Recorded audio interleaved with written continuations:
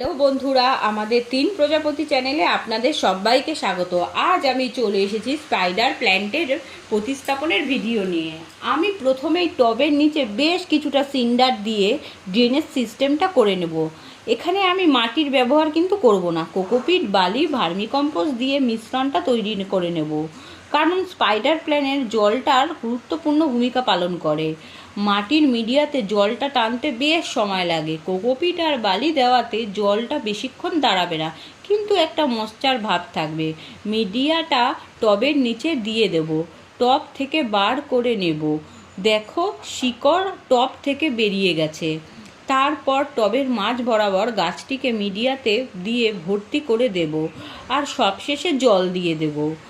দেখো, জলটা কি সুন্দর বেরিয়ে গেল। আর এই গাছের ড্রেনেজ সিস্টেমটাকে খুব ভালো করতেই হবে।